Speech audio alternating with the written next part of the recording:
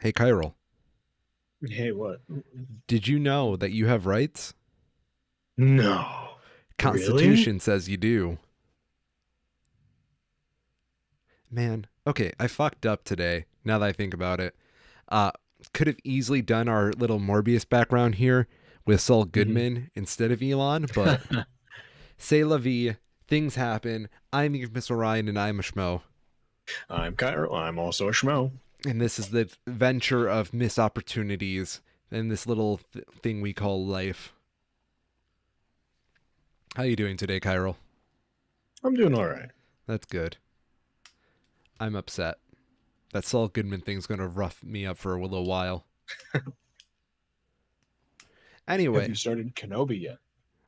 no. Girlfriend still Oh, says no. come on. I know. You're killing me. She's my only access to Disney Plus. Have I ever told you I have like a stage name for my girlfriend if we ever decide to have like her try to do stage stuff with the infamous Orion label? No. Yeah. Her name would be the Insamus Sam. Uh, I know, it's fucking adorable, thank you. So, where do we start this week? Because not really big news, but it's been a lot of little news this week. and What?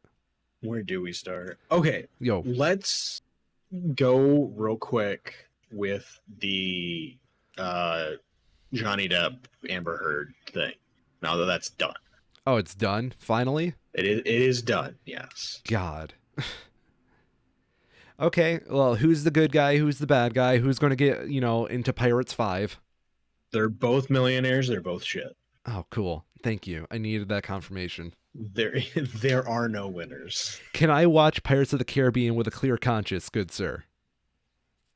Um, Probably. I mean, they both seem like kind of varying degrees of shitty people. You know, like, Johnny Depp strikes me as like that one friend you have from high school that you know is making bad mm, choices, but he still yeah, seems to keep landing on his feet. yeah. Yeah. The big takeaway from, because this is the technically the second trial over the same thing. Initially, there was a trial in the United Kingdom over very similar claims, but not quite the same, involving an article that was published in, I believe, The Sun over there, where it was basically ruled that there was no defamation that occurred by Amber Heard against Johnny Depp in that article. I don't want to get into much of the details of it because it's a different court system and different, generally different standards that we have here that I'm not especially familiar with. But the gist is Amber Heard won that trial. Congrats. Now in the US, a second article was posted, which is the basis of this trial, in which it is alleged by Amber Heard that she was sexually assaulted by Johnny Depp, Mm. amongst other things. But the gist of it is that because of that article, Depp sued Heard over for defamation, Hmm. notably because of his losing the role of Grindelwald in the Harry Potter spin-off series, The Crimes of Grindelwald. Hmm. He was removed from that role, replaced with a different actor, and in effect lost income as a result of it. There's also some arguments over a role in Pirates of the Caribbean that he was turned down for, or like the talk of another Pirates of the Caribbean movie. Something about that.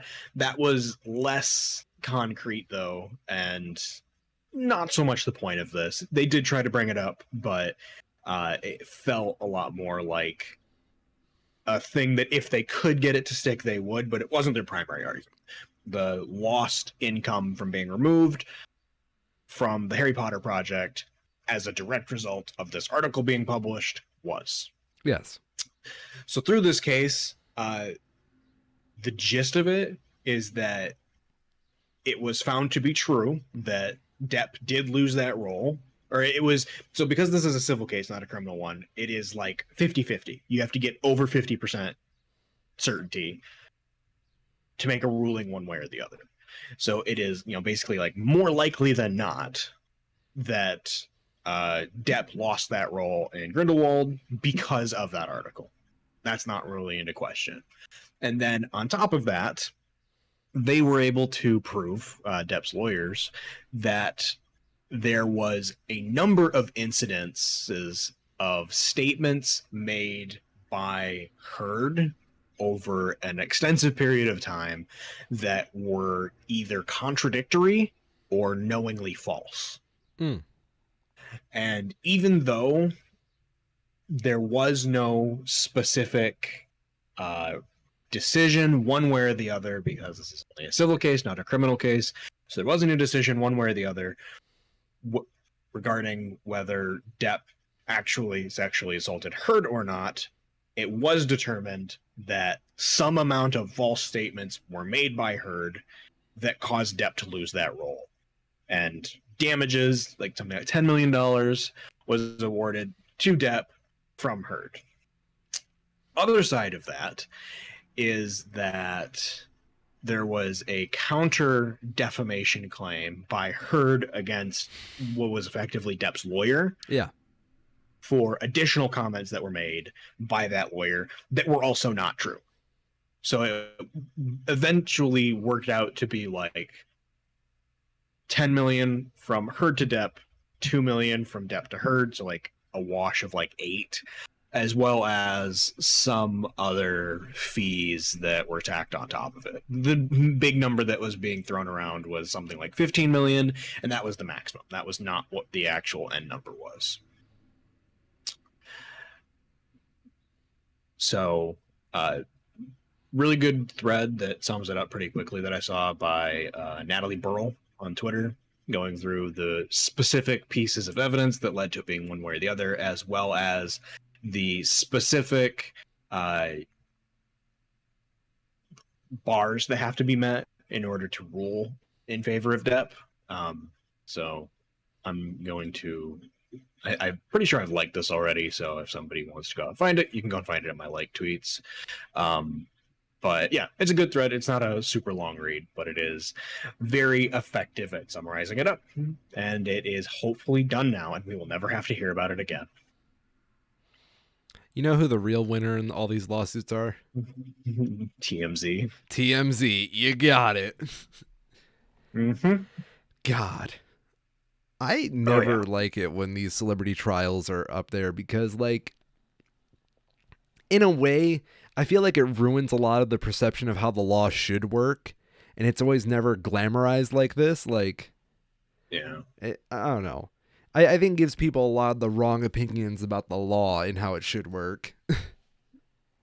Yeah. Oh, well. One of the big things that I've seen that I find to be kind of wrong is people trying to take away a larger victory from this than it was.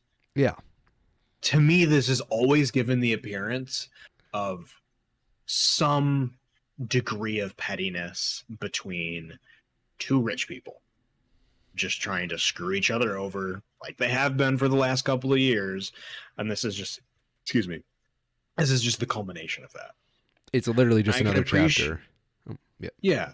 I can appreciate why particularly people who have been hurt personally by circumstances that are similar would be looking for any way that they can take away some larger victory from it. You know, I can definitely appreciate that, but this really doesn't feel like the situation that is going to be that. You're right. So,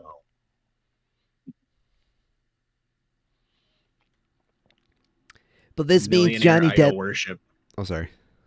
I was going to say millionaire idol worship in our country is a very real problem. Fuck you. This means Johnny Depp's uncancelled and Elon won. God. What is up with this country in worshiping millionaires? That's what I don't understand. Like, because most people realize, right, that money doesn't always equate to a success almost, like as a person. Sure, it means you did well in business, but business has proven multiple times that it's kind of shit as an industry. You would hope so, but more and more, it really seems like people don't understand that. Oh, they're fucking wrong. Yeah, no, they are. They've been told a lie for a very long time in their life. They've internalized it. And when you point out that they were lied to, they refuse to accept that because it means that they've effectively been wasting their life at something that'll never happen. But what you don't understand is if I just follow this millionaire diet plan that's on my Instagram right here, I too will be able to hang out with Elon on Mars when I can buy my own space rocket. It's going to be fucking based, dog. Did I do good? Yeah. Yeah. I mean, that's pretty much the gist. Yeah. And some good news. We can do good news, right? Fuck no. What the fuck are you talking about? An albino Galapagos giant tortoise was born, the first of its kind known to have happened. So you're saying it's a mutant? Yes. Okay. It's also very cute. Is it very cute? Yeah, I put some pictures up. Pixar didn't happen, bro. Let me see. Okay. Yep. In the Discord. Oh my god, that's adorable. Very small. That is a little man talking to a big man right there. And the big man is like, why are you so white? Why are you so small and white? He's just a marshmallow with a shell.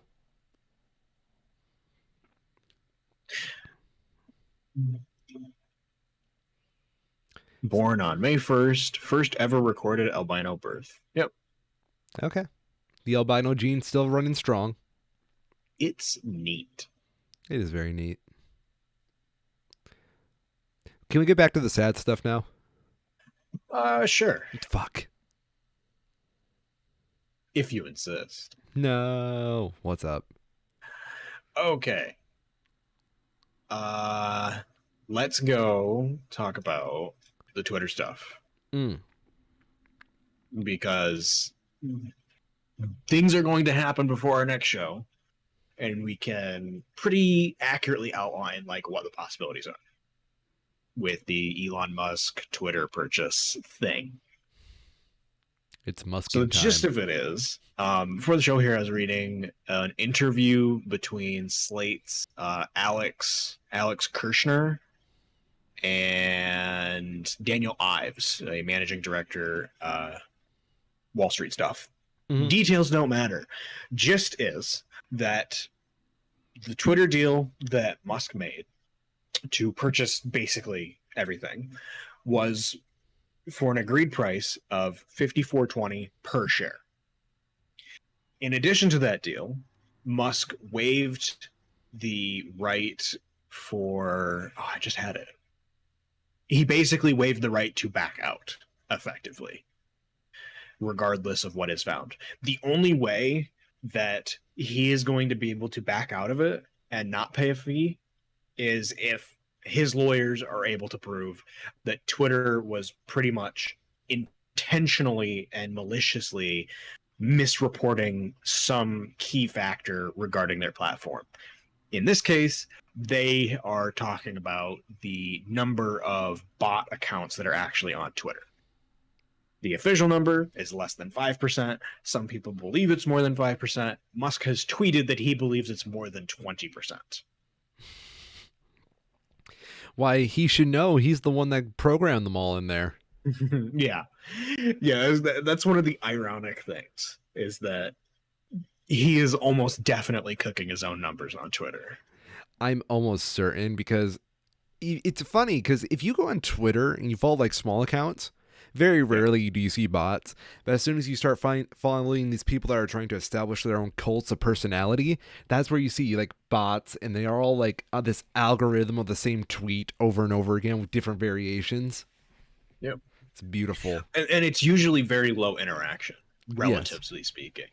Like, if you look at something that's organically gone viral, you can really clearly see the sort of ratios that you get between likes, retweets, and comments on it, replies, and it never matches up with almost any of Elon's tweets. It's always way more likes than is typical and very low comment interaction until it gets taken up by people outside of his sphere. So for Elon's pinned tweet, right? Yeah. What would you like to guess is the like count? So this is one that he's pinned himself. This is his pinned tweet. It's only 7 hours old. Oh, okay, so relatively new. But 8,000? What were you saying? 8,000? No. Higher. No. Okay. We are at I have no idea then. 35K. Oh, okay. Yep. Now, what do you think the retweet amount is? And I will round up, so we don't have like any specific numbers. I don't know. Like 1,000, maybe. 3,000. So a tenth. Yeah. A little less than a tenth. Now, comments is 4,000. Now, here's another one I do want to present to you, because this is his latest tweet, and the ratios are real. How much do you want to bet the likes are in this tweet are? For what? I mean, for this tweet. Okay. His most recent tweet. My apologies. Oh. I mean, yeah, I have no idea. It's all so fucking random that it could be anywhere. 215,000 likes. Oh, yeah. 216 just went up. Nice. Retweets is only 21K. Yeah. So a tenth. Fucking comments are 22K. So I think there's something up here. He's just such a fucking nut. I'm reading some of these now, but it's just like actual psychotic shit. Oh my god. So you look under the tweets for it, his big stuff, I mean his newest tweet. It's literally people posting the same fucking joke over and over again. God.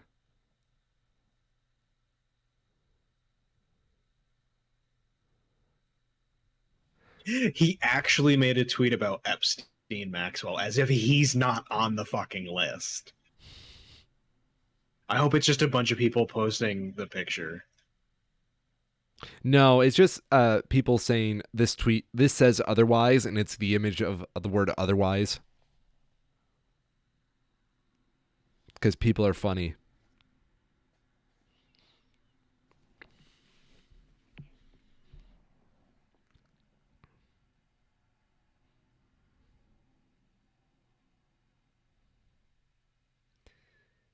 What the fuck? It's all dumb. Yeah, there's so many pseudo-intellectuals in here. Yep.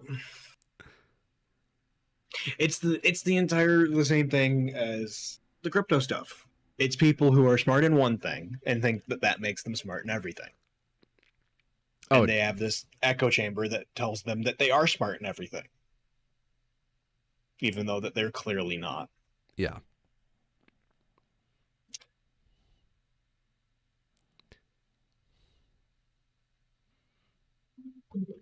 So, the Twitter deal, though. Yes. Let's get back to that. So, with the terms of the deal, he has officially waived the right to back out of it, barring some sort of egregious misconduct that would have, basically would have to prove that Twitter was somehow, malicious in their misrepresentation of their product or their shares. Barring that, he is on the hook for a $44 billion deal, $54.20 per share. And what the people on Wall Street who have been around and talked about and investigated these sorts of large multi-billion-dollar buyouts are saying is that given basically now these shares are supposed to be sold to Elon for 54.20 a piece, the price of them should be trading for somewhere close to that price. According to Daniel Ives, he would expect it to be between $51 to $53 per share. Mm-hmm. But right now, the tech market in general is on a pretty large downturn. And as part of a result of that, Twitter has gone down to like the $40 range. Nice. So if there was confidence in this deal going through, that wouldn't happen because people wouldn't be trying to finalize the gains that they had already. You know, you don't need to finalize your gains if you're going to make $5 more per share in a week. Mm-hmm. The last two hurdles that are in the way of it going through. Oh, where did it go? Is basically regulatory commissions approving the deal, which in this case shouldn't be an issue because it's not like he has a conflict of interest, you know, compared to like Microsoft buying Activision Blizzard. Didn't they do that? They did that, I'm pretty sure. Yeah.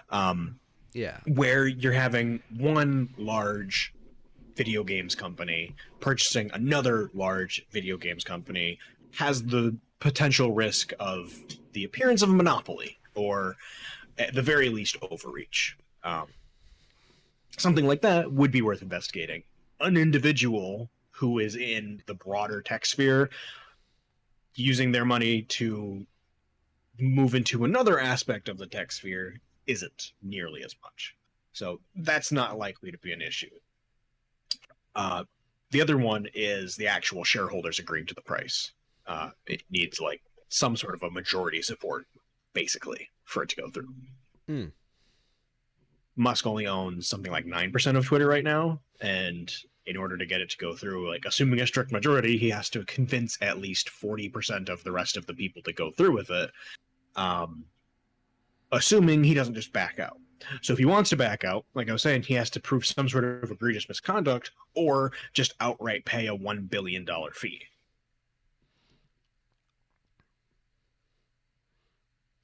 As of this Friday, the waiting period for it per the HSR Act has gone by.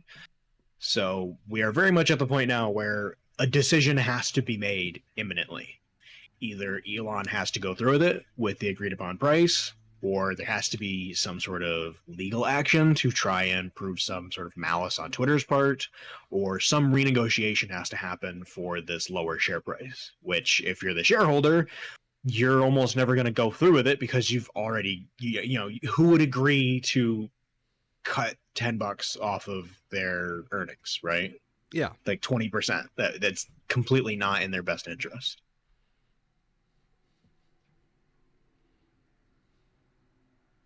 So that's where we're at right now.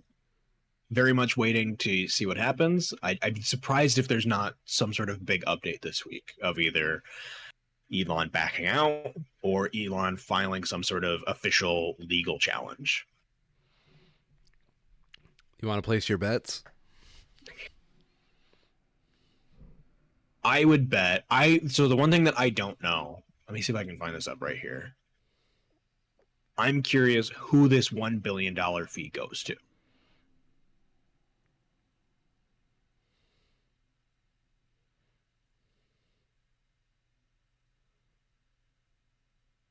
Reverse termination fee of $1 billion. I assume that goes to Twitter in some regard. Yes. I think I so wouldn't too. be surprised. The most likely thing that I would see would be Musk coming to an agreement with Twitter to just call it off for a reduced, if not no fee. Mm-hmm. That would be the most likely thing that I would expect.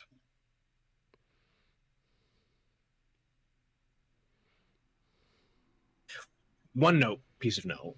Initially, Elon was using a substantial portion of, or a substantial portion of the amount to be paid was loans backed against his Tesla stock. Apparently, that is no longer the case. and he has secured funding from somewhere else. Where that somewhere else is not specified, but it is no longer coming from his Tesla stock.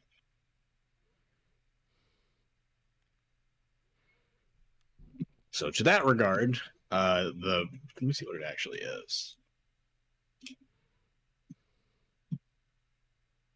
Yeah, it's gone back up, but it's still not nearly where it was before the deal happened.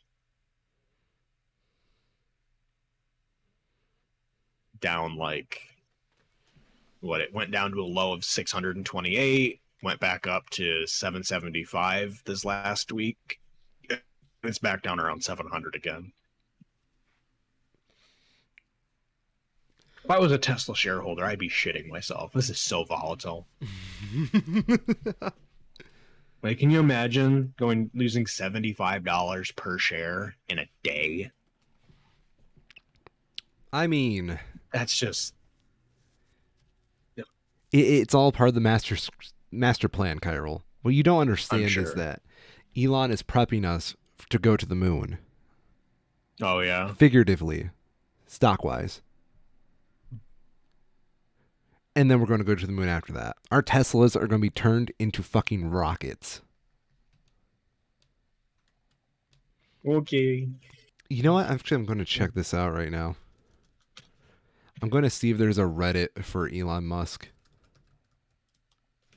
I'm shocked they haven't split Tesla stock yet. Oh, God. There's an Elon Musk Reddit. Oh, I'm sure there is. There's a Reddit for everything. What? How bad is it? I don't know. I'm just grazing the surface right now. There's new rules for tweets. Apparently, there's a meta update. Let's see. 1.2 million. No, top all time. Top all time. What is the top Elon Musk post of all time? There's a link directly to his Twitter. Of course there fucking is. Of course there is. Top one, Elon Musk leaves presidential councils.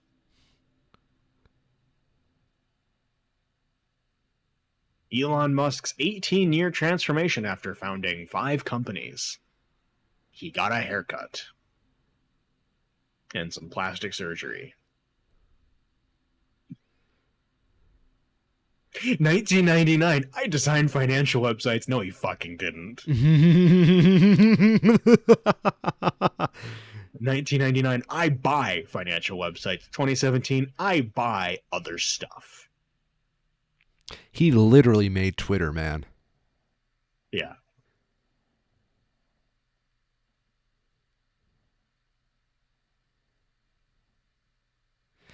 Elon Musk needs to reinvent education for a more flexible workforce. I would not like it if a guy who's in charge of a couple major companies decided to reinvent education in my country. No, thank you.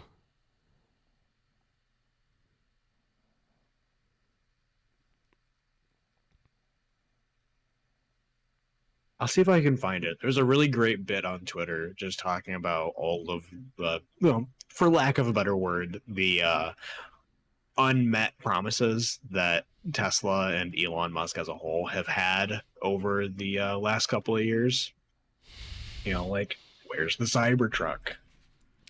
Weren't they supposed to be doing a fucking tunnel? Oh, they have. It's just massively shitty and doesn't actually solve any problems. Oh, that's nice. Yeah. You know how you can do subway tunnels and move hundreds of people all at the same time very quickly with low risk? Mm-hmm. They decided to do that, but also none of the benefits. It's a subway tunnel that is used for cars, single file, that can't go very fast, that has poor escape exit access, only moves however many people you can put in that car at a time. And, you know, it's like, what if you had a subway, but it doesn't actually solve any problems? I'm listening. Yeah. You mean we can make a less effective public transport? Yeah, we can. Great. Everybody will want to buy a Tesla after that. Oh, yeah. Yeah. It's almost like a guy who sells Oh, yeah. individual cars has no need to make public transport like any better. One thing that's going to be really interesting to see is that Tesla, for a very long time, has been getting pretty significant financial amounts from other car companies as they've been effectively been sold those companies excuse me, like electric vehicle credits. Okay. So other car companies, rather than making EVs themselves, would coordinate with other EV companies to offload their credits so that the target amount of electric vehicles was still being met, just being met by fewer companies than intended. Except now that every car company has an EV, and those credits that were going to Tesla are going to dry up. Yes. And you can be damn sure that a Ford or a Volkswagen EV is going to be way better built than a Tesla. It's gone from them having some sort of actual product with the Teslas to it just being another one of his vaporware hype pieces where you're buying it because it's a Tesla, not because it's actually well built. Because if you're buying something that was well built, you'd be going to a different manufacturer. Darn, dude. I can't wait for like years from now when the Teslas have kind of had the wear of time on them. Mm-hmm. I'm Oh very yeah, it's gonna be curious. rough. Yeah, I'm very curious to see how a Tesla ages. It won't be well. You don't think so? No, I imagine they're all gonna have like cloudy headlights. That's gonna be like the big thing, like because they're gonna get water in them because of the bad fit and finish. Mm. They're gonna leak. That is my guess. Is that because they don't have the same fit finish that we have come to expect out of a modern car, they're gonna get worse over time, and you're gonna get these gaps in the panels that are gonna let water in, That's sad. and they're not gonna age well because they've gotten rid of any like physical buttons in the cars. It's gonna be like looking at something like a DeLorean, you know? Like, yes, it is somewhat unique in how it looks, but it also immediately dates it to the 80s. So wait, Teslas don't have physical buttons in there? No, it's just big touchscreens. That's terrible. It is. Oh, it absolutely is. I would Like never. anybody who actually has to drive a car to Yeah. do anything can tell you why that's not a good idea, but they went and did it anyways. So like, I feel like I should emphasize this. When you want something reliable, always go with analog over digital, Mm-hmm. because once digital breaks, there's very few ways to fix it easily.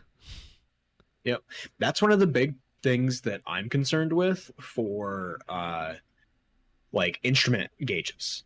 A lot of cars are going to these like screens for the instrument cluster rather than having analog dials and needles. And I can just imagine, like, what do you do? Like, say you get in a minor crash Yeah. and that screen cracks. Yeah. That's like a $5,000 part minimum that you now have to replace, or you don't know how fast you're going. Mm-hmm. Whereas if you have something analog, or maybe not even like fully analog, but that has like physical moving parts, those will almost never, like, they will break eventually, but that's like decades down the line. So what I find really messed up about a lot of this is the idea, like you said, with the broken screen type thing. That means replacing the whole damn thing. Right. Yeah. It's like Apple almost. It's basically like an Apple car, where if one part breaks, you have to replace a majority of it because it's all fitted to like be so dependent on itself instead of like analog devices like that. Yep. Posted an example of a Tesla interior down there. Okay, let's see this. I don't It's like just that. two big screens. No, Yeah. I don't either. It is not functional. Like, it's I'm cool saying, as looking. somebody, Yeah. it looks like a concept car. Yeah. But there's a reason that concept cars don't look like real cars. Yeah. Go on. What were you saying, sir? So I was going to say the big problem that I have with these big stupid screens is that as someone like me who uses their phone for navigation and listening to music while I'm in the car, I like to have it in a phone holder on my dash. And now there's not a spot for that because they want to force you to use whatever stupid UI that they have built in. Yes.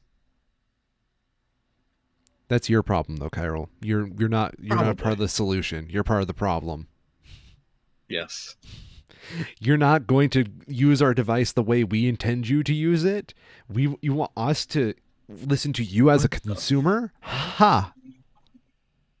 Do you want to see something hideous? Yo, I look in the mirror every day. I see something hideous, but hit me. Oh no. No, this is much worse than you. Fuck. Damn, dude. What the fuck am I looking at?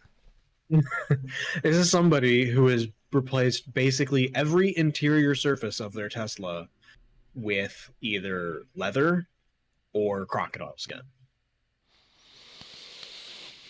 And it looks exactly as bad as you could imagine. It looks like an AI generated image. Mm-hmm. Yeah. I've never seen anything that hideous before. Is this? All right, I'm going down the rabbit hole here. What the fuck is this? Do people mod their Teslas? Apparently. Are you ready to see the future? I see it. So, yo, when a Tesla is in its self-driving mode, apparently I have to assume the steering wheel itself doesn't turn when it's turning. It's the only way that this product makes sense, is that the steering wheel stays fixed. Yeah? I'd assume so. Okay. Do you see where a problem could happen? I mean, as long as nothing wrong goes on with your automated driving. Nothing goes wrong. Cars known for nothing ever going wrong with them. So, what I'm looking at, ladies and gentlemen, just so you all at home can see what's going on here, is a steering wheel, but there is a food tray in front of said steering wheel, locking it into its position with some nice Mickey D's on it. Attached to the steering wheel. Attached, yes. It is the steering wheel desk car table steering wheel tray.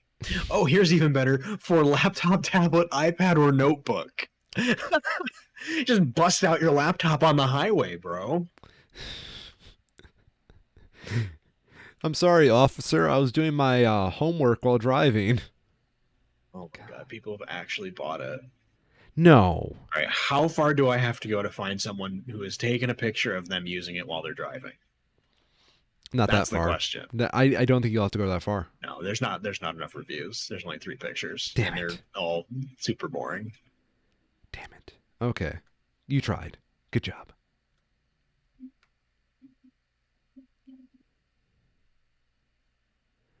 That's hilarious, though. Nothing could possibly go wrong. That's what I call the last meal right there. What? No way. What? There's an aftermarket part to add an instrument cluster to your Tesla. An instrument cluster? Because it doesn't have a real one. Yeah.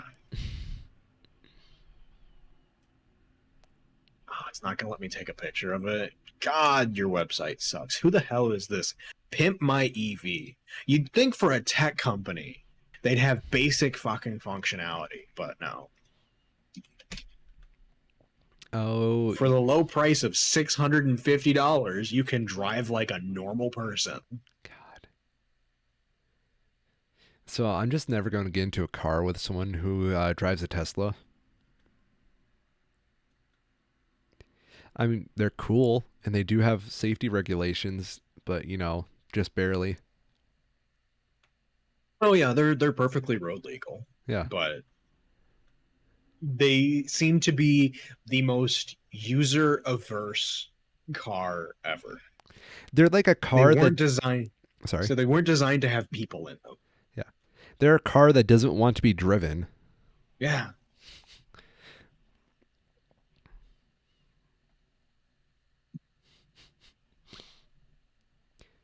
All Imagine right. rolling up to like a fucking McDonald's in the middle of Mm-hmm. Detroit in a Tesla, and just automatically, because it's a McDonald's in the middle of Detroit, your value of this car just went down like 50%.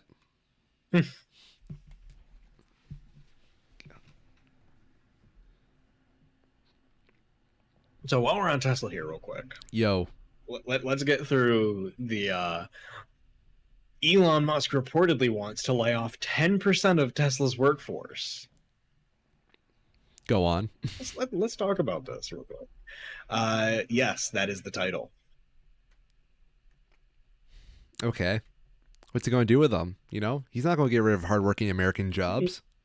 He sent out an email to Tesla and SpaceX employees who have been working from home, basically saying that not basically, he did say that they were required to spend a minimum of 40 hours a week at the office. And if they want to work from home, they can work more hours than that.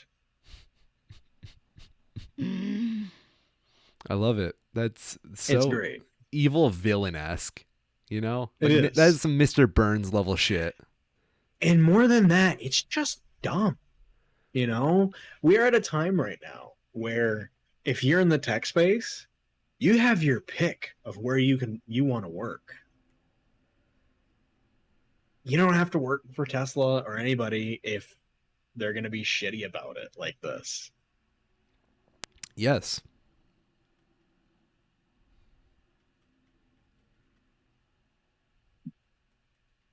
We'll see how it goes. This is tied in, I think, to the risk of their reduced income from these taxes things. So it's like, yeah, we don't want to fire people, so we'll just have them quit by putting strict things in place. That's what I could see it be. Something stupid like that. So my major problem with this right now, and what you're Yeah. telling me here, is that Elon's getting rid of his workforce at a time when other companies are trying to get in on his industry, Yes. and these people are going to want jobs doing what they do. Do you see my logic there? Yeah, yeah. Oh yeah. Yeah. He's feeding his competition. Yeah.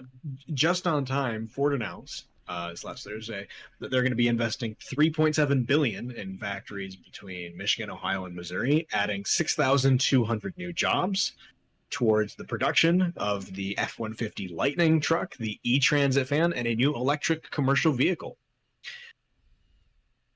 putting us towards their goal of producing 2 million electric vehicles per year by 2026.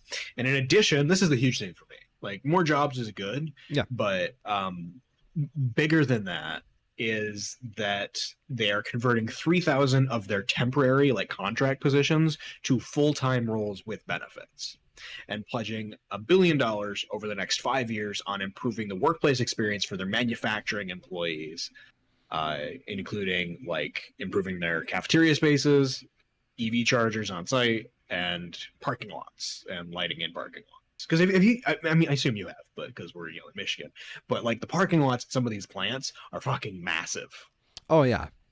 and if you're not properly lighting them, that's like a severe risk for someone just getting mugged trying to go out to their car at the end of their workday.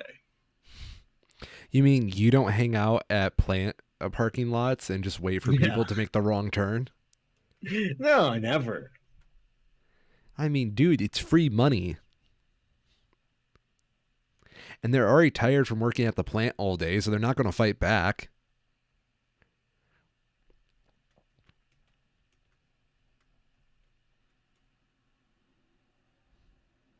But yeah, so we have Tesla cutting jobs, Ford adding jobs. I don't know.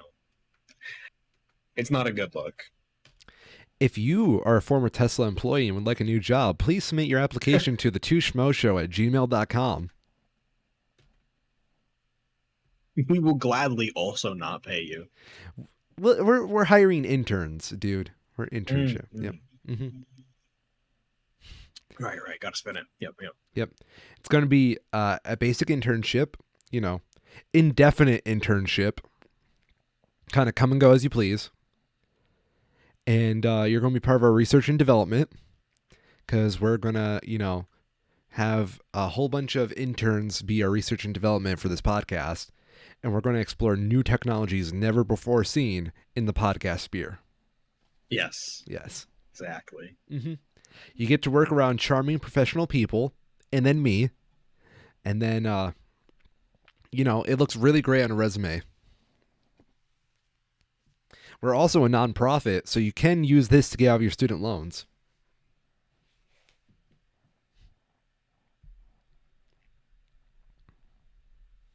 Anything else I'm missing, Kyril, for our job applications? No, that sounds about right. Just make sure that you have 15 to 20 years of premium work experience in the podcast. It's not been a thing for that long, and you'll be good to go. Yeah, dude. I'm also going to need you to at least be at CEO level to get up here. Yes. Yes. Yes. We do take people who just have like a small business out of their garage and just call themselves CEO just so they can say they're more impressive than they actually are. Because we will be sure, if you're one of those, to send you an email back to set up an interview, and then we'll waste multiple hours of your day and then not hire you. Exactly. But feel free to apply, I'll say. Yeah, exactly. We encourage it even. Listen, just because you appointed yourself as CEO, instead of having like actual investors and people confident in your abilities vote you into that power, doesn't mean that we're not going to, not give you the time of day to like ruin your time and waste your precious hours of life for the sake of a joke. Because here at the Two Schmoes Show, we think people who appoint themselves to CEO are a little more than just a joke. They're pathetic. Oh, I'm proud of that one. Thank you.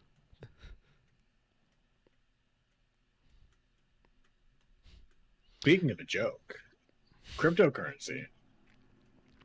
Yes. Also, if you're in the crypto space and you're looking for a job, please let us know. We'll always take suckers. But yeah, the FTC put out a report that for 2021, more than $1 billion was lost in cryptocurrency scams. Oh my God. Just in that year. It marked as the single greatest source of money being lost as a result of fraud. And we wonder why we can't afford rent all of a sudden. Mm-hmm. Fake investment opportunities. So there's twofold parts of fraud here. One is like the type of pump and dump kind of stuff that we would initially expect, or just stuff that gets money to start it up and never actually goes anywhere, just like the Ponzi scheme bullshit type of thing. Yeah. Fake investment opportunities were behind 575 million of all crypto losses reported to the FTC, far more than any other fraud type. But that the other large area of it, I'd be curious, they don't really specify, I'd expect the majority of the rest of that is due to other types of fraud that just happen to involve Bitcoin as like the means of payment. I know one of them is people who will put ransomware, and require it to be paid back in Bitcoin, right? Yep. So stuff like that, I would imagine, makes up a large amount of the rest of it, because that is a growing industry. It's sad to say. So what you're saying, my good dude, is that we should definitely get people in on some investment opportunities with our podcast as well? Absolutely. Cool. So here's what's going to happen, people. Not only are you going to be able to apply for jobs with the Two Schmoes Show now, but we are also instituting what's known as Schmoecoin. Now, you will not know the actual value of this Schmoecoin unless you email us, and we'll tell you. But at this ground floor, it's only going to be like $1 a piece. So just, PayPal us a couple $100. We'll give you a couple hundred Schmoecoins with your name on it. And come back to us like once a week, and we'll tell you the value of it. If it goes up or if it goes down. It's totally decided by us. Yeah. You have no control. You have no control, no input. You don't even have possession over these Schmoecoins. We're just going to tell you how it is. And you know what? I understand that's how Donald Trump got elected, is because he just told people how it is. So, You know, for all you Trump supporters out there, join in on Schmoecoin.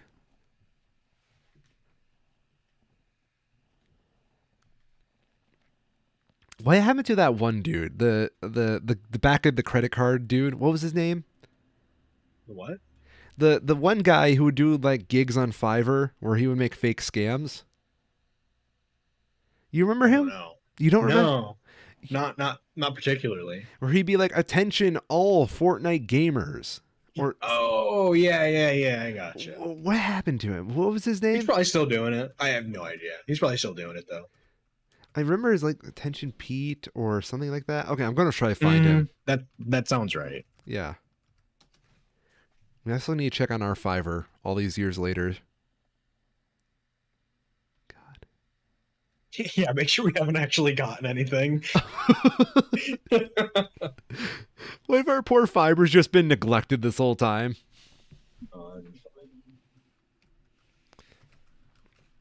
Okay, let's see. Okay, our account is still set up. Where the fuck are we?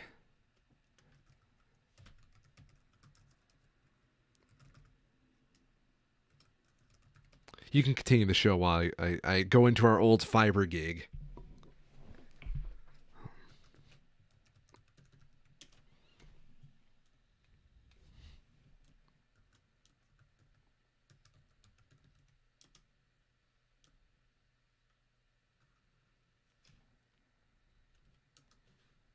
You alive over there? Okay, fine. Oh. You're just gonna wait for me? I don't remember our password. Oh, well, rip. Ripperoni to the greatest Fiverr gig that ever was. Let me see if I can get, like, reset the password. In the meantime, we can start talking about the only movie that actually matters. Seven Samurai by Akira Sawa? No. Get that old school trash out of here. Damn it. Okay, then what is it, Hotshot? Really? I have to say it? What time is it? 2:55. Damn, it's Morbin Time. It's Morbin Time. Oh, God.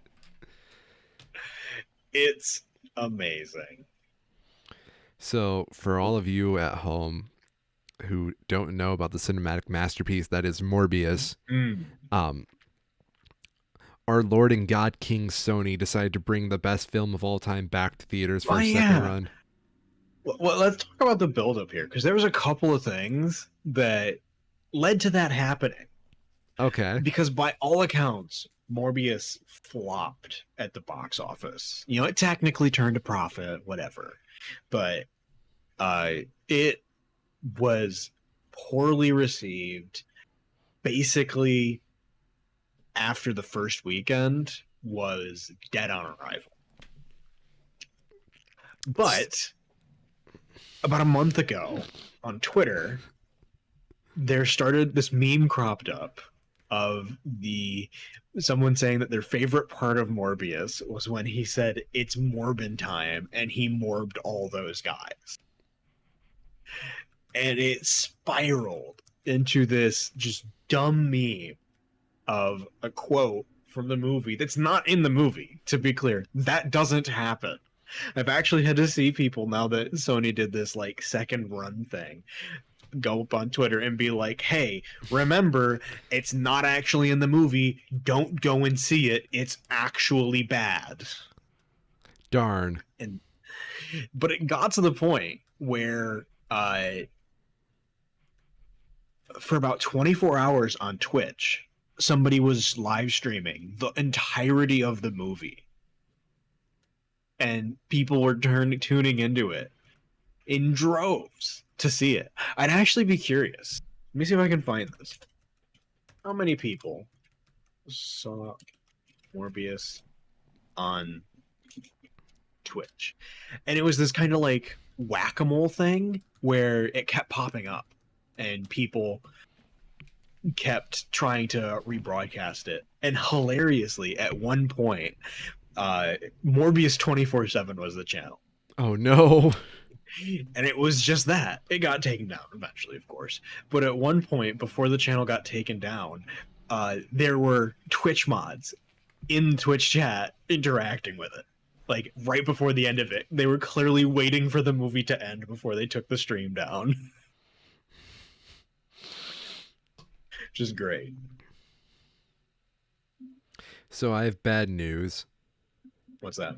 We can't reclaim our Fiverr account because I was a genius at the time and decided to have the WOCR phone number as our recovery phone number. Oh no. Oh yes. God. That account is 4 years old. Oh, maybe. Wait. Never say never. I did find the old emails. Let me see if I can find anything here. Okay. Never say never.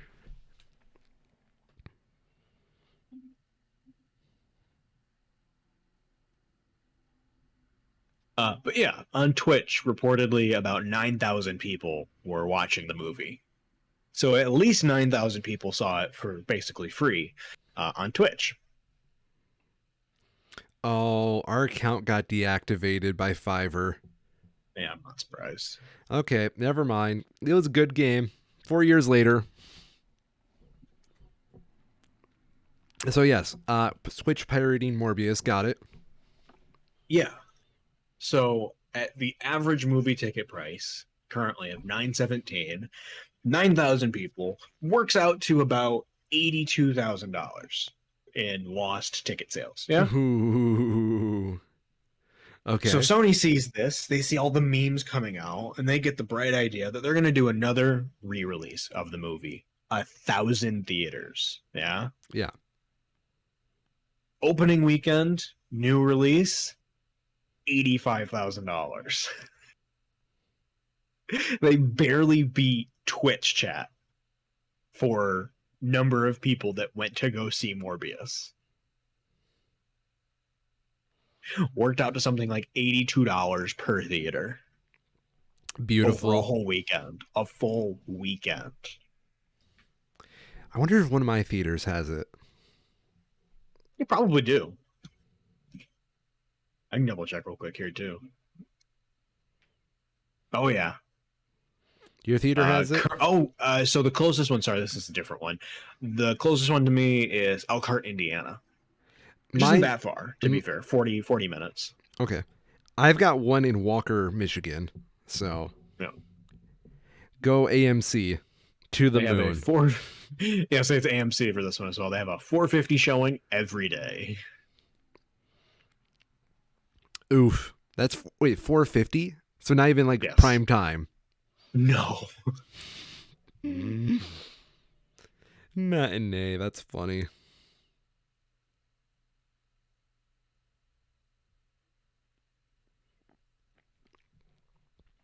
So, do you think we're actually going to get Sony to greenlight a Morbin Time sequel?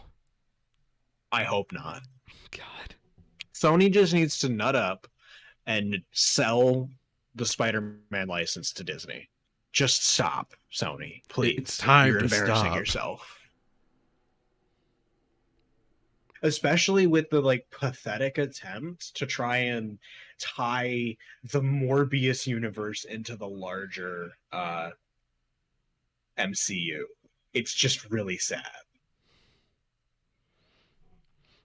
I always wonder what it's like behind the scenes of those Sony films where they're just like all hanging out, you know, trying to make a movie, and then some dude probably from corporate shows up and he's like, wait, stop what you're fucking doing. I've got some notes.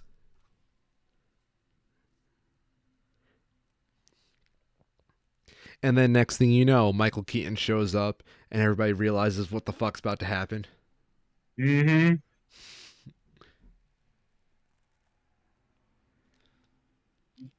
So anyway, if you're going to see a movie, the best movie to see is probably still Top Gun. Yeah, we're a full week out, and it's just full. I mean, that's probably why it's only got one showtime, because all of the other ones are for Top Gun. Are you serious? It's being shown a lot. Not Wow. quite that much, but it's like it looks like in the two theaters nearest to me, they each have two screens dedicated for it. Mm, impressive. Let me double check this real quick, but I'm pretty sure it's like the top. Oh, where did it go? It's one of, if not the top, Tom Cruise grossing movies.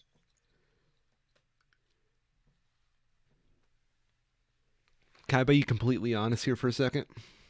Sure. I've never understood the hype behind Tom Cruise. How many of his films have you seen? Let me check. I was like, he's absolutely like a gigantic weirdo, but he is just a good actor. Um, hmm.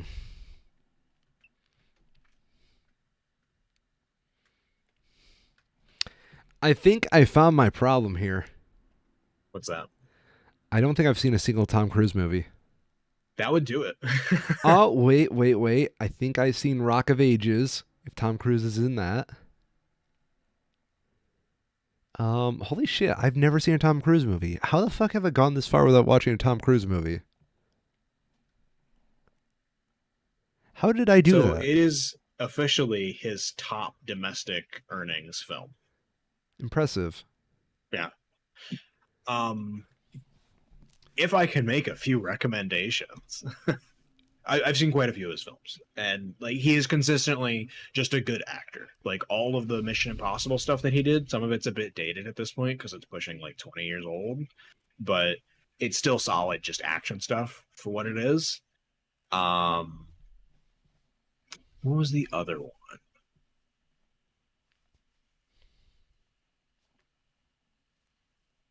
War of the Worlds, really good. It's the movie based on like War of the Worlds. Yeah. It's really good. I remember seeing it. Well, I would have been like 8 at that point, and it was like genuinely for an 8-year-old kind of scary. It's a really good representation of just like how that universe gets so fucked up. Last Samurai, also really good. You see, I've seen that on Netflix a couple times. I've been debating Mm-hmm. that one. Yeah, it's not like the best thing ever, but it's just really solid. Okay. It's a cool perspective on a character from it's kind of thing. It's like loosely based on a true story. I think very loosely, very dramatized, but it's cool. Minority Report, very good. Falls in with the kind of like Matrixy stuff that was around that time, but it holds up. Yeah, ever since The Matrix came out, a lot of people liked doing dystopian movies around that time. Mm-hmm. Original Top Gun, of course, also pretty good. Risky Business is the one that he really took off with. 80s classic kind of thing. Yeah. By no means the best actor ever, but in combination with all the stunts stuff that he does himself now, it does make for some really good film because they get to do these scenes that you could not do with a stunt double otherwise without some pretty serious work going into it. Who do you think is your best actor of all time? Who do you think is the best actor of all time? Best actor of all time.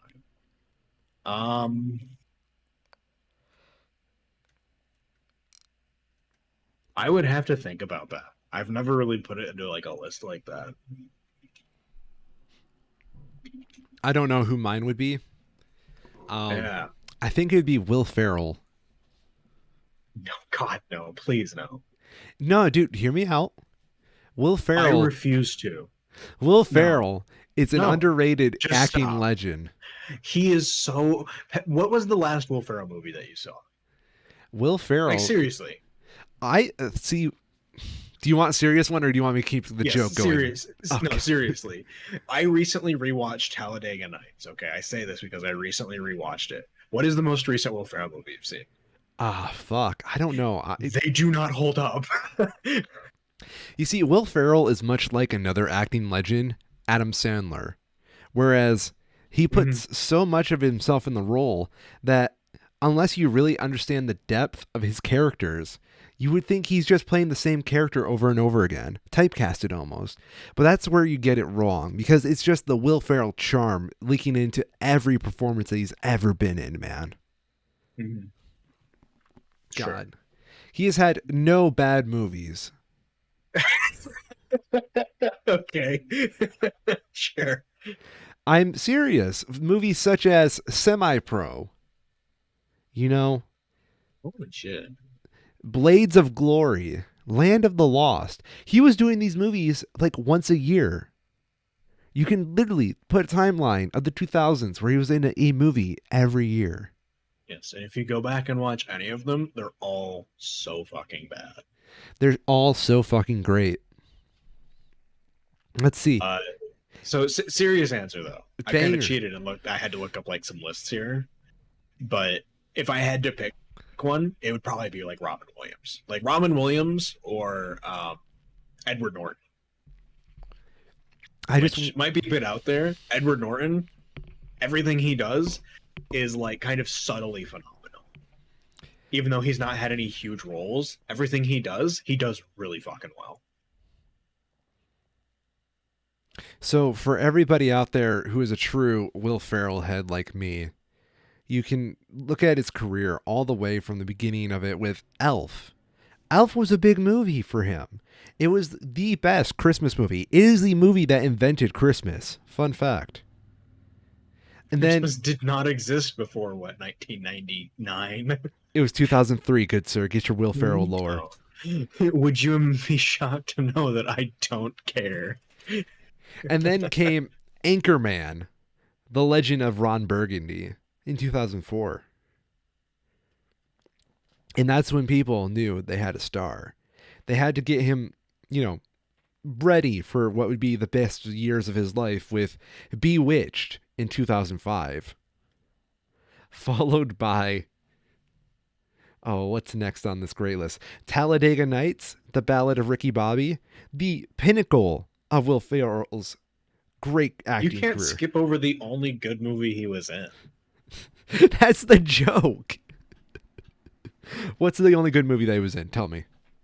Curious George. Oh, yeah. How could I forget?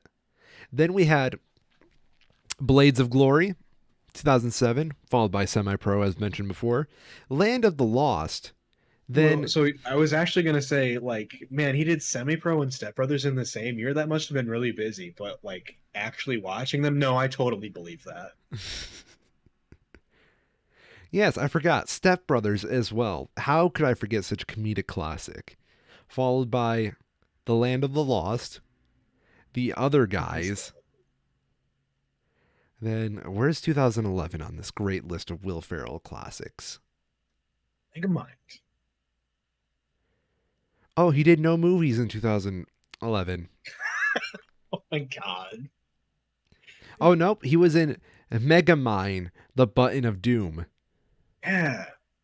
Oh, in 2010, he was in Megamind, by the way. Did I mention that? Oh, was he? Oh, okay, yeah. I thought this was that. And then he was I in. feel like the 2010 is where it really does a hard turn from everybody kind of like generally being like, yeah, these are funny movies to people starting to like kind of laugh at them. My goal here is to try and find a movie he's been in every year until we get to Holmes and Watson. God. Because then we have Casa de Mi Padre. God. Does he just have like a really good agent or something like that? Does he have Tom Holland syndrome? Oh, he was in The Campaign. I don't know. Anchorman 2. Classic. It's like The Godfather Part 2. Yeah, can't be missed. Yep. Looks like he actually didn't have a movie in... Oh, nope. The Lego movie in 2014. That actually might be his actually good movie, other than Megamind. Looking back here, Elf is actually pretty good. Daddy's Home in 2015. Classic. 2016. Did we get a Will Ferrell movie down in 2016? Zoolander 2. God. What was the first Zoolander? Was he not in it? Oh no, 2001. Way the hell back there. Then we have 2017. What's in 2000? Daddy's Home 2. Daddy's Home Harder. Then we have the pinnacle of his acting No, career. sorry, you can't just skim over that. Do you know the actual subtitle for it? No. More daddies, more problems. Yeah, that's the caliber we're at here. Oh my god. Then we have Holmes and Watson. A movie only by the most technical definition at exactly 90 minutes. I love that Holmes and Watson is what breaks his combo of like a movie every year. I have to imagine whoever was like actually editing that together must have had like 5 minutes of usable stuff and was just like, we don't have a movie. And they probably just had to get like completely wasted to tolerate actually assembling that pile of garbage. I'm sorry, he was in the Lego Movie 2 in 2019. The streak goes on. God. So yeah, Oh, he that's actually had a year he missed. there's not been a year so far. No, there is. Which one? 2021. Are you serious? Yeah. He produced a movie in 2021, but he did not perform in it. Okay. Color me shocked. Curse has been broken. Combo breaker. List of 79 Will Ferrell movies ranked best to worst. I love that his zodiac sign is apparently Cancer. That sounds about right. Okay, I have a fun thing here. I want you to guess. I have a list of the top 100 stars in leading roles ranked by their movie's box office earnings. Oh no. Robert Downey Jr.? No, What? it is not. He is number 2. I was shocked as well. Do you want to take another guess? I'm really fucking scared now. Well, who It's is very close. It is very close. Adam Sandler? No, where is he on here? He's probably got to be on here. Oh, no, I do not want to add a bookmark. He is 57th. Oh shit. Okay, who is it? Scarlett Johansson. Really? Yes. Not only does she have about 100 million more in total earnings than Robert Downey Jr., she's done it with 11 fewer movies and averaging 100 million more per movie. This is the facts that feminists are too afraid to bring up. That's impressive. Like, genuinely, I can't imagine. That's crazy. Do you want to take a guess at who the first non-Marvel actor is? Actually, let me double check to make sure he hasn't. Because I'm not actually certain. I don't think he is. Sacha Yes, he Baron is not. Cohen? No. No. It is the darling of film, Tom Hanks. Number 8. That's kind of impressive. I would have Yeah. not figured Tom Hanks. Done very well for himself. He's had, I would imagine he's probably had like a couple of just huge films. You know, I'm kind of surprised Tom Hanks isn't in the MCU. His average is fairly low.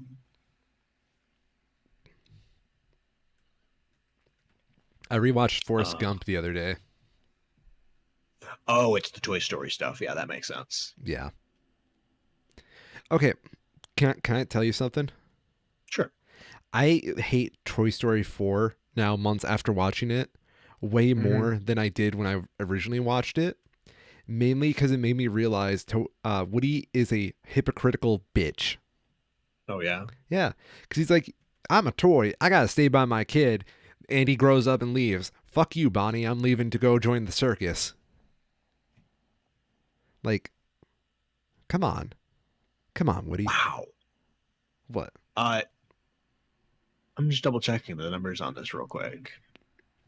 Um, Tom Holland is at 13. Oh, God. He's already so powerful. He's the only one. Oh no, he actually isn't. Technically, from what I can tell, Emma Watson is the first actor to have fewer movies than her rank on the list. So she's got 15 films and is 16th. Damn. And I'm gonna assume it's like, oh, actually, it's not. Okay, that is a relief. I was gonna say I assume it's the Beauty and the Beast bullshit, but it's not. One of the Harry Potter movies actually beat that out. Good. Yeah. But then the rest of it is all the Harry Potter stuff. I like to think that Harry Potter really did help set up what would become the Marvel Cinematic Universe in a sense. I don't know. It's definitely up there for like longer series of films. Yeah, but so what I think it really helped with it was the fact that these were a long series of films and they were coming out like once every year or two.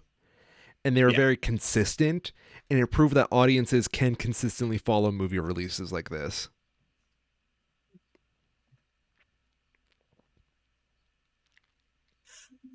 Some of these are kind of interesting. What's up? Just when you look at like the numbers of it. So denying Guerrera and Palm Clementif, who respectively play okay, the right hand woman in Black Panther Mm-hmm. and Mantis in the MCU, are both on this list, even though they only have leading roles in 4 movies. Endgame was just that big. It literally is. Their average is over $1 billion per movie. God. Like this list goes 38 Brad Pitt, 43 movies, average of 153 million per movie. 39 Benedict Wong, 6 movies, average of $1 billion per. They are that fucking big. Imagine being the editor of that list and like Endgame happens and you realize just how much calculations you have to do now. Oh, it completely skews it so badly. I'm impressed. I'm I'm just curious, how far do I have to go to find someone who has like 1 movie? Oh, who's this? Person has 2. Okay. Uh, Terry Notary, 2 movies, average of 1.4 billion. Do you want to take a guess who it is? Who he plays? an extra. No, it's a lead. These are all leading roles that they're counting, so they don't count if you're like a side character. Oh no. Okay, go on. Groot. He's the mocap for Groot. He's the voice. I thought Vin Diesel was the voice. Oh, maybe I don't know then. It Okay. has him as maybe it's like young Groot or something. I don't know. That makes sense. It has him best known Groot, Teen Groot, Rocket. So maybe it must be mocap then if he's Rocket. Yeah. What's the other one here? Indina Menzel, Elsa. Go figure. 2 movies. Still no single. We're getting close though. We're getting close to like if somebody had a role in one of the Avengers movies, they would be on this list. I don't think like the Avengers movies have ever had someone just like debut in them though. They've always gone with pretty like well-known and respected actors. Like before Thor in well after Thor and whatnot. John Oliver is at 284 for his 2 roles in where is this? As acting The Lion King as Zazu and the Smurfs movies. Wow. Film was a mistake. Oh, here we go. We got one. Okay. A single movie. Oh, are these the same movie? Yeah, they're the same movie. Oh no, they're different movies? How does that work? That's like the same number.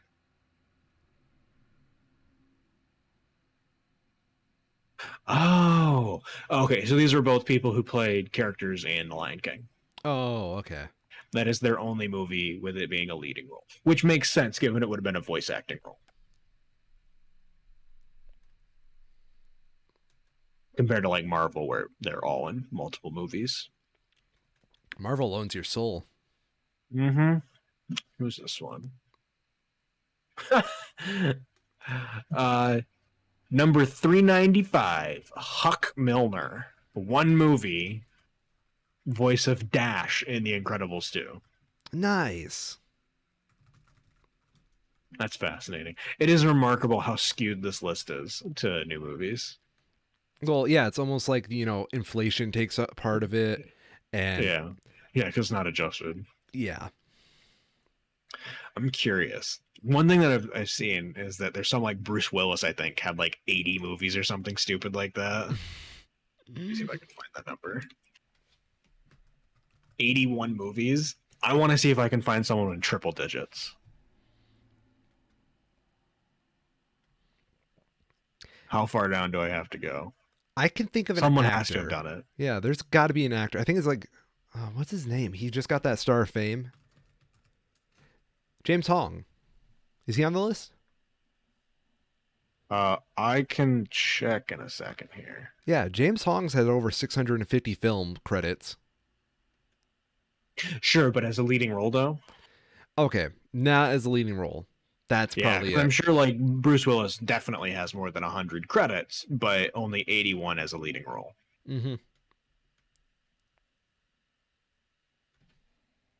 Is it James Hong pronounced exactly like it sounds? Yep. Okay. Let's skim here.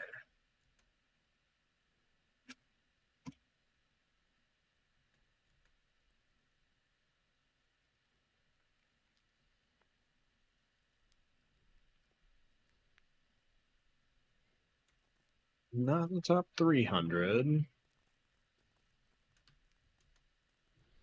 I'm not coming up with it, Okay. Darn. unfortunately.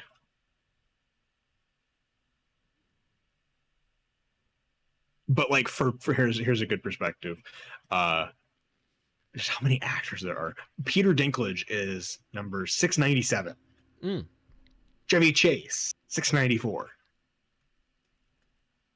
So it's a big list. Oh, I have one. Nope, that's the wrong one.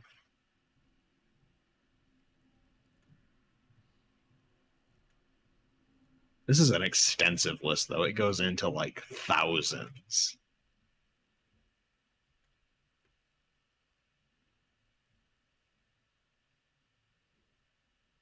Yeah, not seeing anything. Darn. But this list just goes on forever. I wonder if is that like a stage name?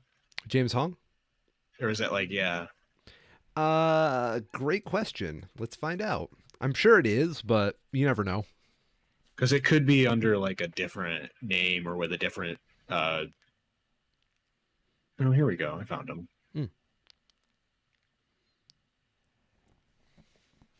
So it just didn't pick up on him. He's 533. Oh, not bad. Yep. Very respectable. For not being in all the Marvel movies ever. Yeah.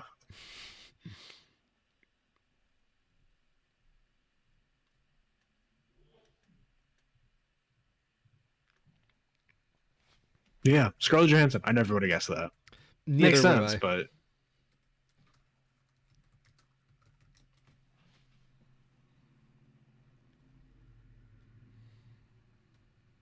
but yeah, there's not actually any good new movies to talk about. No, that's why we had to settle on Morbius. Duh. Yeah. Apparently Crimes of the Future is the only one that I heard. Apparently that was why Sony picked this, because there's literally nothing new releasing. They thought it would be easy money, but they got played. Oh, it's got Viggo Mortensen in it. He's a good actor. He's in Lord of the Rings. Ooh. Kristen Stewart. Why isn't it picking up on these people's pictures? That's weird. Like Viggo Mortensen hasn't had a huge number of huge roles, but like Kristen Stewart absolutely should have a little thumbnail.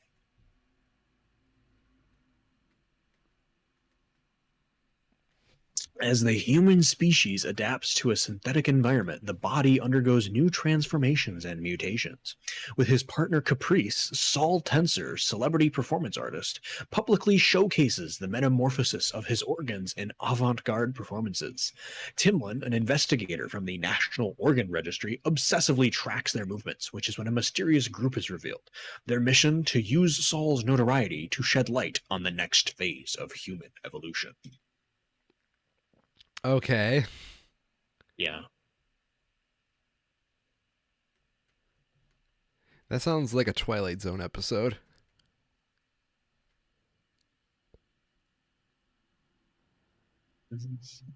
From the mind of David Cronenberg. Okay. Does Cronenberg Morty make an appearance? No, but Cronenberg Rick does. Oh, hell yeah. God. Have you seen the cast for Multiverses? For what? Multiverses. Is that like the full title? Yes. I don't know what that is, so I'm gonna go with no. So, you know how Smash is a big thing? Yeah. Did you know that Oh, okay. I have heard of this. I just didn't know that's what they titled it. yes, it's a Warner Brothers Smash clone. Yeah. Apparently Rick is coming as DLC. That's why I Oh, brought it I'm up. sure. Yep, They gotta get their money. they do. I'm sellout Rick. I'm sorry, they have Daphne and Shaggy, but not the rest of them. Yes. What the fuck? I guess they know their audience.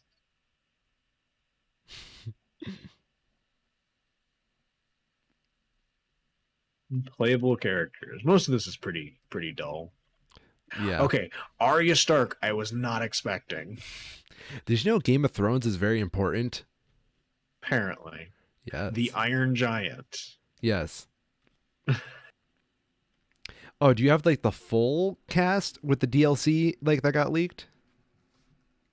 I have a Wikipedia page that I assume isn't.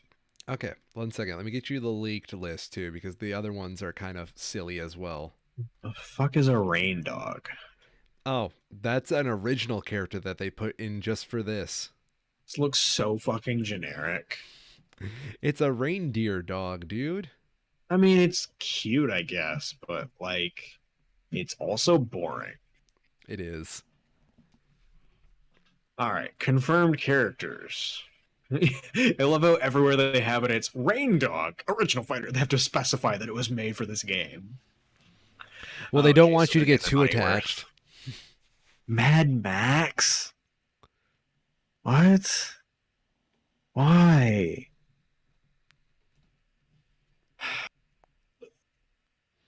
Oh God, Emmett, data mine. No leaker is sure if this is in reference to the Lego movie or Back to the Future.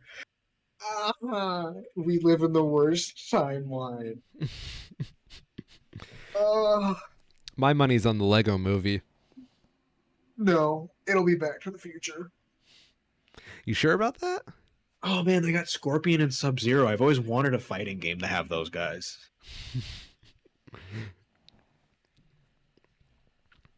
I love that they got Johnny Bravo in this list, Yeah. but there's no Samurai Jack.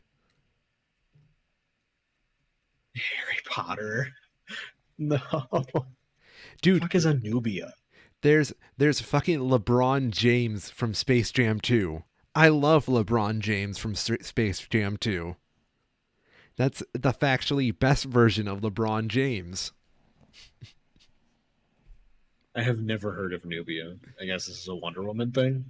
I'm guessing. I don't know. It apparently is. That's what comes up when I search Nubia DC. Who the fuck is Cromulon from Rick and Morty? Um, I'm pretty sure that's like the bug guy. Oh no, those are the show me what you got planet things. That was the first episode we ever watched. Those are the Cromulons. So it'll be one of those. God. This is gross. Oh wait, you don't want to play as Godzilla and then fight King Kong? No, I don't. Like some of these make sense, you know? Like I can get the Rick and Morty stuff, Ben 10, Johnny Bravo, Fred Flint, some stuff that's already animated. I think that's fair. Neo from The Matrix, Gizmo from Gremlins. That kind of shit just doesn't make sense. What about Ron Weasley, dude? God, I hope not. Well, he's on here.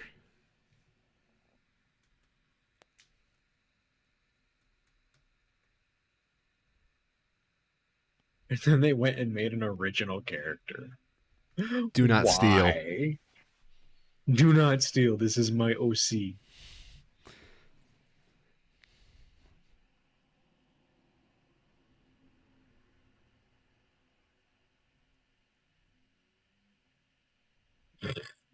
Raindog is a green and white reindeer who is an original character for Multiverse. Raindog's official description on the Multiverse website says he's 165 years old and his actual name is unpronounceable. Reindeer is the last survivor from the world of Xanathir, and that he's a long-lived protector of the Xanathir royal family. Very nice. Can I read you the bottom part of this article? Please do. In addition to these data mine characters, files for 3 other fighters exist in the code with assets that cause a bit of confusion. Let's look. According to multiple pieces of data, Naruto could be appearing in the game based off file names and some visuals, but placeholder data for an original ninja character also is included in the game's codes. Speculation points to this being a backup in case licensing for Naruto does not fall through, but we will have to wait for confirmation. Additionally, Wreck-It Ralph or Fix-It Felix from Disney's Wreck-It Ralph movie series are found in the data mine, along with original fighter named Brute. Brute seems to have a placeholder similar to the original Ninja Fighter and references Hulk several times, meaning Disney's Incredible Hulk may be included as well.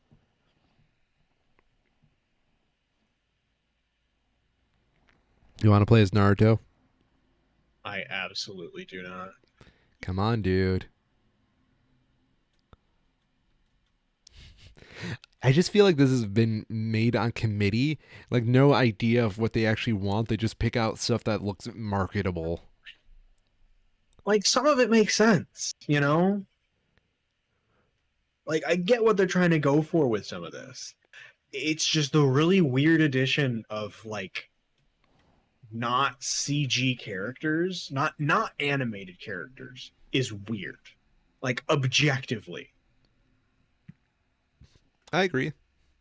It is tonally just wrong. I'll give it like what was that? The PlayStation one. What was that called? You know what I'm talking about? Yeah, the PlayStation All-Stars Battle Royale. Yes. From what I remember, maybe it's just been a while. But didn't they like try to keep the original character look to it? Yes, because they were trying to be Smash. It's always... Like, I can... Yeah. I don't know. At least they gave Nathan Drake a gun so he could just shoot people. Pew, pew, pew. I want to see Mad Max come in so that we could just, like, canonically just shoot these what is it, DC. Or Warner Brothers. Just start shooting Warner Brother characters for their crimes. I hope the game comes with a free subscription to HBO Max. I hope that the Mortal Kombat characters are just like exactly as graphic as they are in Mortal Kombat. Imagine you got Scorpion like pulling out the Joker's spine. No, I want to see Finn from Adventure Time get his spine ripped out through the top of his head. Oh, beautiful. I love it. Anything less and it'll be a failure of an IP. No, imagine them doing it to poor little Gizmo.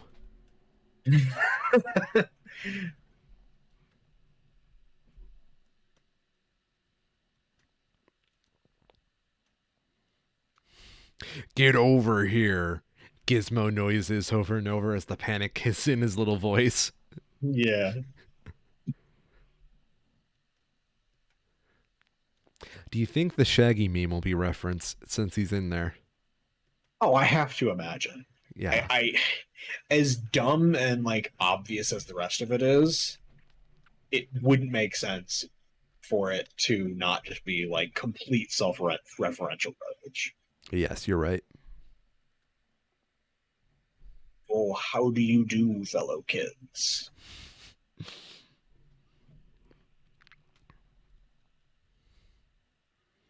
I'm just saying, man, I just want like my Bugs Bunny to be Big Chungus when I play.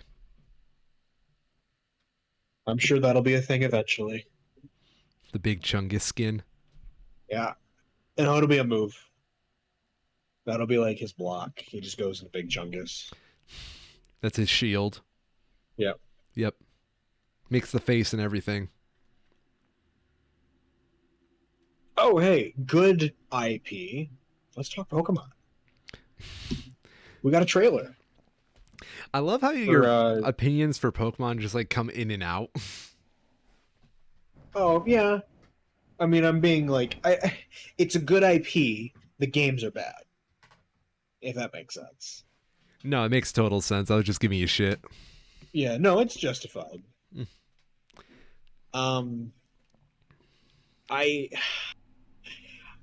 We can't go without talking about Lechonk. Lechonk? Yeah. I'm aware of Lechonk, but I'm curious how you want to describe Lechonk. I think it's great.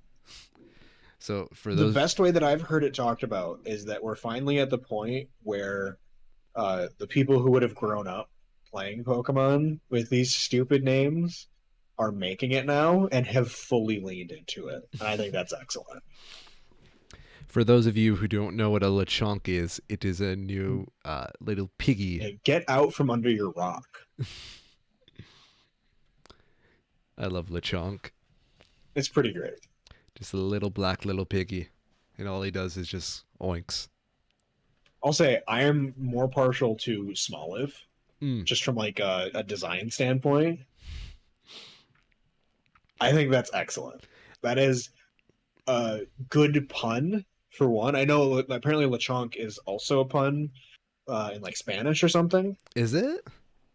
Apparently. That's impressive. It's like a type of roast. Something like that.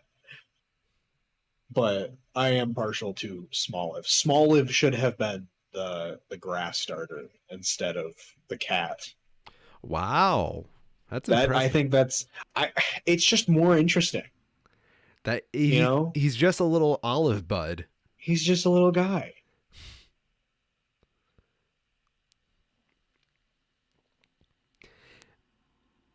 I am curious though.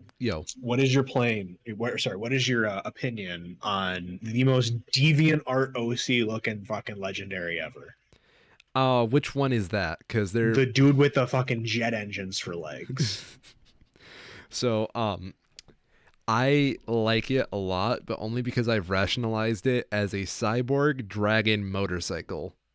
It is so fucking dumb. It's dumb in a good way, good sir. It is dumb in a dumb way. Both of them are dumb, to be clear. They're motorcycle dragons, dude. They are motorcycle dragons, and that's the stupidest fucking thing I've ever heard. You mean the coolest fucking thing you've ever heard? It's so dumb. Oh, no, that's not the memes I meant to send. Damn it. Okay. I really hate this thing that Discord's been doing on my phone where they'll like say it's one photo and then it's another photo entirely. Yeah. But no, they're motorcycles. Anybody that looks at those dragons and don't think they're motorcycles is one They are. wrong. Yes, they got Yeah, handlebars for horns, Yep. and they have wheels. Yeah. Yeah. One has a literal wheel jutting out of its chest. Yes, and I love I him. just also think that that's really stupid. You're wrong.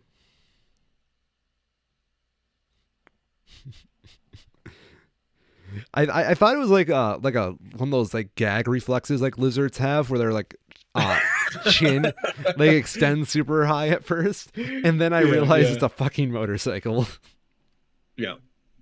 I mean, it's kind of supposed to be both, I think. Yeah. But yeah, Pokemon is making it way too easy for the Rule 34 artists. Just saying. How do you know that they aren't compromised by the Rule 34 artist? No, I guarantee they are. I mean, you've seen the professors, right? Yeah. That is absolutely an inside job.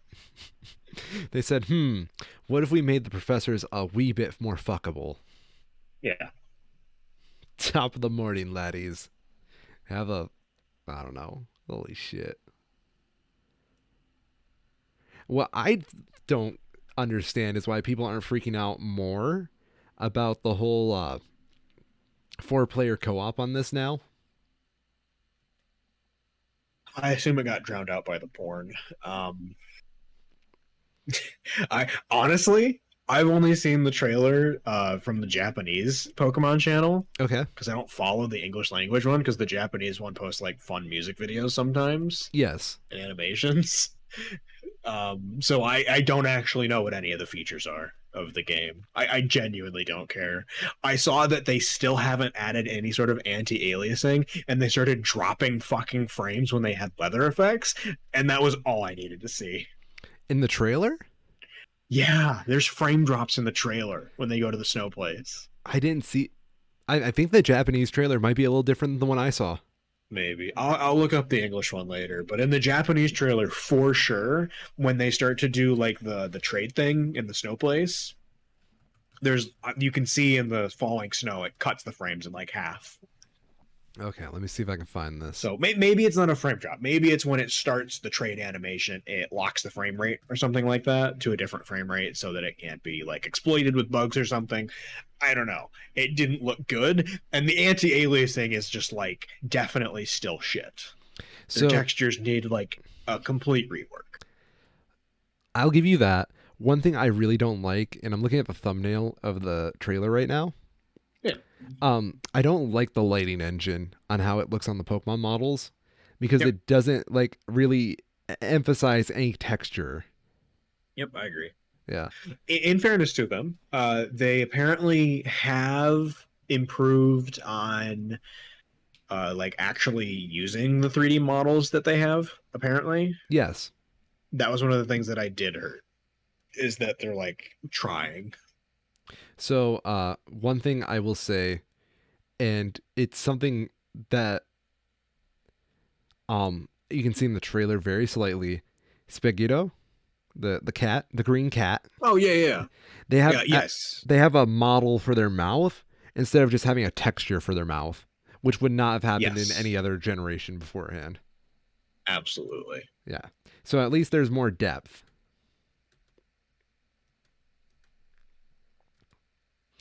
Also, they have jiggle physics on the duck's hair. That's pretty good. I'm just wondering when we're going to get to the point where you can be like a character that's not 10 years old. Never. You know? That would be a welcome change.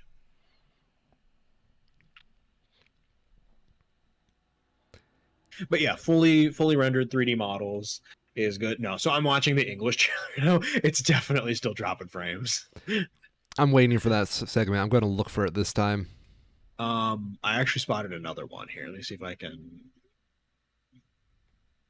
Okay. 28 seconds, 27 seconds when it goes over to the red starter, the fire starter. Yeah. At the end, as soon as the particle like leaves that are falling come in, the frame rate drops. You have better eyes for this than I do. I Oh, absolutely, I, yeah. I saw a little bit with his It's hair. just like a little bit of a hitch. As soon as those particle effects come in, it goes from like 30 to 15. And it doesn't stay. It's just like a brief thing. It's like the frame drops when it's loading those textures. And once they're loaded, it's fine. But it's definitely happening.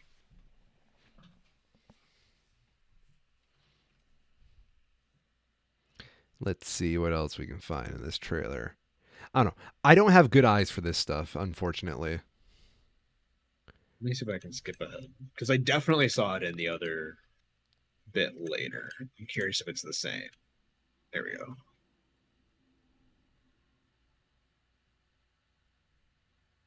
Yeah, so 136, when the female trainer is waving to the other one, Mm-hmm. it just for like a couple of like not even a full second, it Oh, just I sort of like saw it. hitches a little bit. Yep. Yep, just a little bit. And I mean, in fairness to them, this is like full alpha Mm-hmm. type stuff. So there's going to be non-final performance wise, most likely. But it's not a good look for your second trailer for this game. I mean, it's a better look than what we have for Sonic Frontiers. Oh yeah, I heard about this, but I've not actually seen a trailer for it. So there's no real good trailers for it yet. It's just No, is gameplay from IGN. okay. Oh, okay. All right, let me see this here. Yeah. What do you got, IGN? Show me your best. Breath of the Oh, Wild. wait, what the fuck? What? Oh no. What? Okay, I heard about this. It looks like a texture pop-in thing that's just gone wrong, but that's like actually how it's supposed to be with like the bits that look like the 2D textures. Hmm. Are we talking about Sonic? Yes. Okay.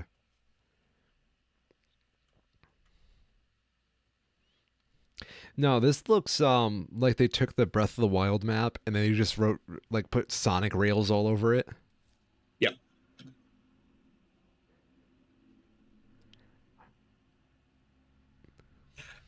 It actually looks more like Death Stranding to me. Oh yeah, it's got like the same color palette. Yep.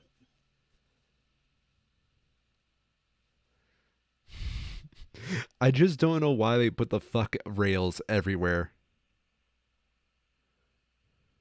It really doesn't make sense because and a lot of those elements of like the Sonic design doesn't really work unless you're in the 2D space because they're meant to be ways that make that interaction, you know, exist, and having it be in 3D here just feels kind of pointless. Like I'm not against the idea of what they're going for here with like a Sonic game where you get to explore and go fast all over the place. But it's like Yeah, you gotta find a way to make it more cohesive than just here's a rail off in the distance. Like with a lot of these games going to open world because Breath of the Wild, kind of redefine what you can do with the open world and they want it like to get in on that money. They sure don't know how to design an open world. nope, they really don't. Yeah. Because like the point of Breath of the Wild was you look in the distance and you see something you want to go to, whereas you look in the Right. distance for here and you get visual mess. Let me see if I can get a good frame of this.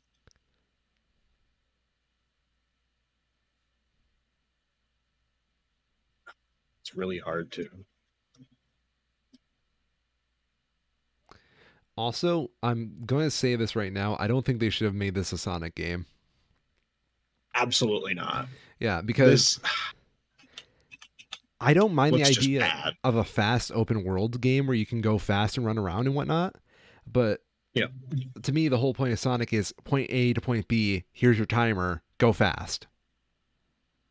So this bit here, to me, just looks like two different games overlaid on each other, where you have these super simple textures of the rails that are popping in like a mile in the background, but then the actual detailed textures of the objects that you're interacting with have actual pop-in problems. So when he's going on this like spiral rail thing going down, you can see textures of like launch pads below him are popping in like visibly, and it looks like shit. The physics in the gameplay look weird. I'm glad people are clowning on this. It deserves to be.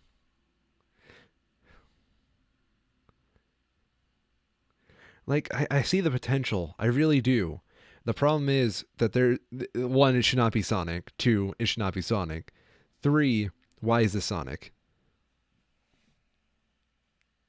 The big problem that I'm seeing with this is that it, for being an open world game, everything they're showing here, like a huge part of an open world game being good, is that journeying from point A to point B and back needs to be repeatable and interesting each time you do it.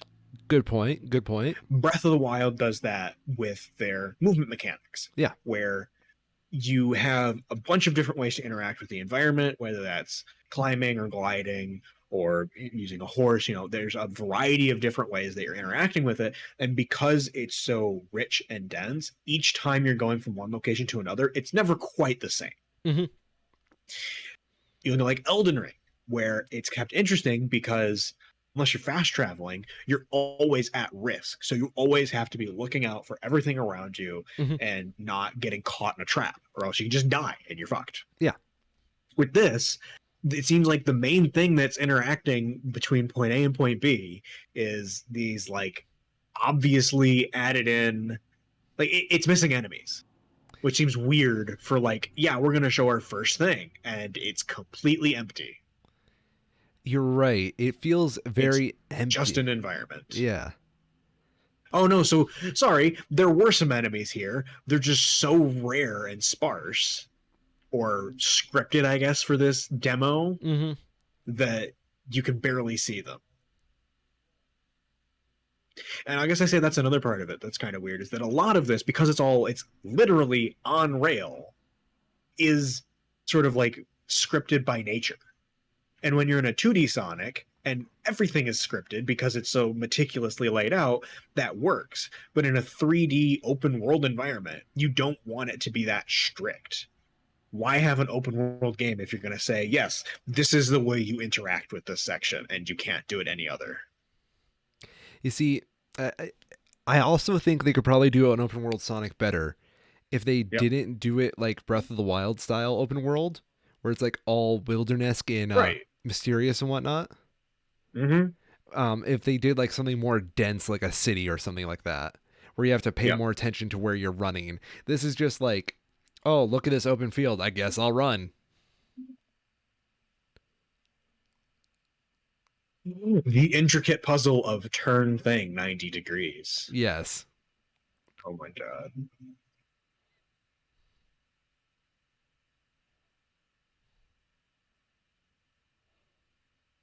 Oh, look. Being early, I can't, I don't want to be especially critical, but there's a reason that people are making fun of this, because it does look really bad. Well, did you ever hear about the 4chan leak about it, like before it came out, like a year ago? No. So before this was even announced, there was a 4chan leak from a guy who apparently was testing it. Okay. 4chan leak said, new game's called Sonic Frontiers. They got that right. Open world Sonic Breath of the Wild. It's terrible. There's nothing to do. Yeah, that's what it looks like. Yeah.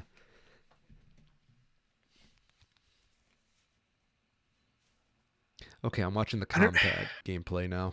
It's weird because like they have these environments that are clearly like highly detailed and intentionally laid out, but it doesn't.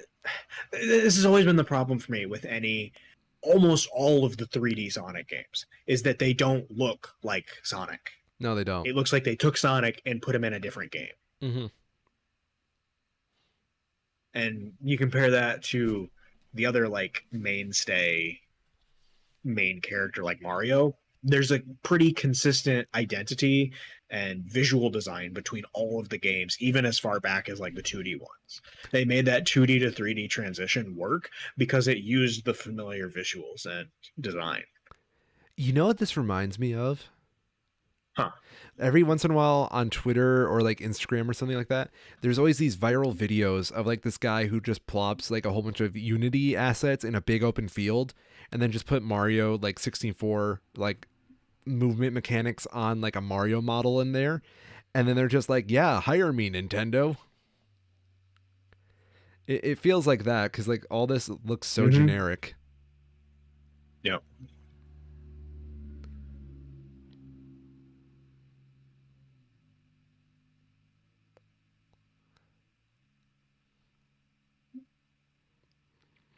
Also, not being able to traverse the environment in a spin dash is kind of dumb. You're right. I didn't even think about that.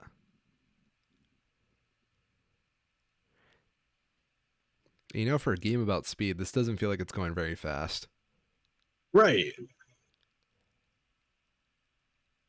It's like on rail segment between point A, point B, stop, do slow puzzle, on rail segment to the next, and it just keeps going it again and again and again. Yeah, it looks like he's just doing chores. Yeah.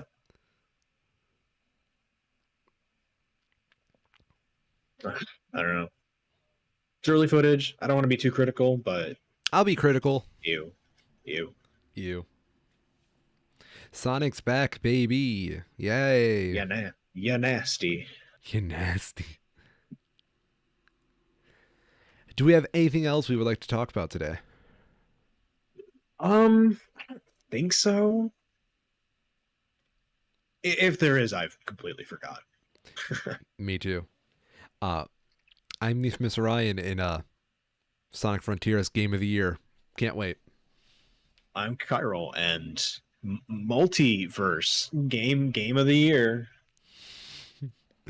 This has been Oh shit, Morbin that's not even Time. the right title.